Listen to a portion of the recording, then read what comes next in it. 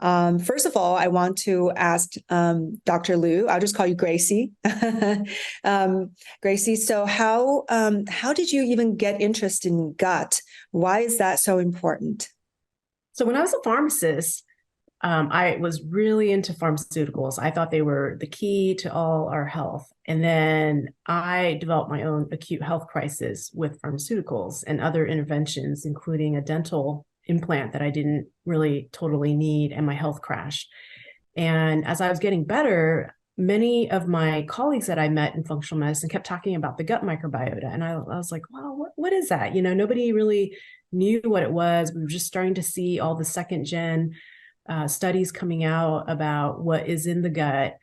And when I finally got better, it was a lot of protocols that were honed at healing the gut microbiota. And I actually developed some of my own because some of the protocols I was using weren't really working.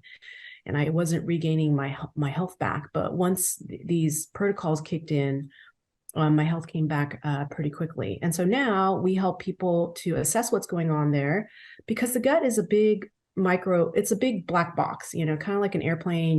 When an airplane crashes, they go and pull the black box to hear and see and figure out what went wrong, right?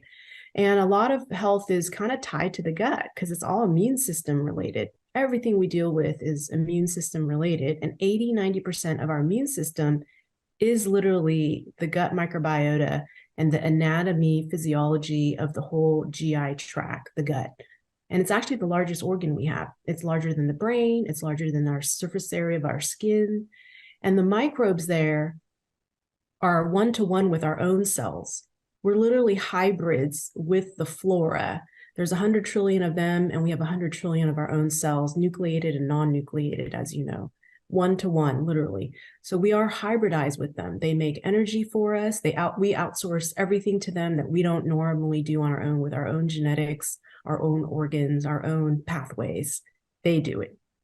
But if people get bankrupt with their gut flora, after stress, antibiotics, vaccine damage, super sanitation and bleach, or, there are a number of ways we are messing up our guts. Emulsifiers. Everyone's really into these like emulsified coconut oil to put creamers into their food, but emulsifiers break your gut lining, and that includes those dried up coconut oil, coconut milk, emulsifiers that go into coffee drinks, and creamers.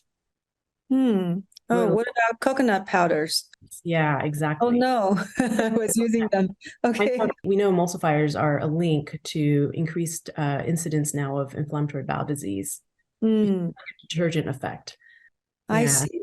Yeah. So we're seeing like all these different reasons why people's gut aren't getting better. And you can't really hack your way out totally. So we still have to go back down to the basics. I look at the gut and we have to kind of weed, take out some of the pathogens that overgrow, seed the gut. No probiotic is as strong as ours. I actually formulated a probiotic because I wasn't seeing results with what's available on the market, like VSL number 3 or Therabiotic or I love soil probiotics, but you have to use so much of them, and it's really a critical number that heals the gut. We have 100 trillion.